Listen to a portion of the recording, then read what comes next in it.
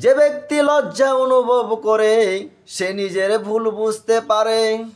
আমার ভাইয়েরা ও আমার বন্ধুরা, আলান নবী সাল্লাল্লাহু আলাইহি ওয়াসাল্লাম, আল ঈমানু বিজউ ওয়া শিত্তুনা সুবাতান ওয়াল হায়াউ সুবাতুম মিনাল ঈমান।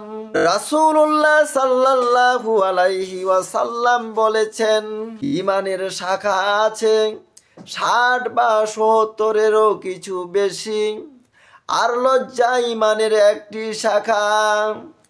আমার ভাইয়েরা ও আমার বন্ধুরা,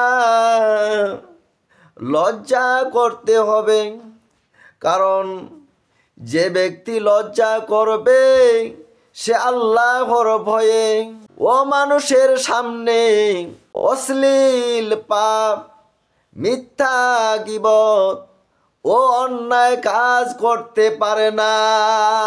তার দ্বারা কোনো অন্যায় কাজ হবে না।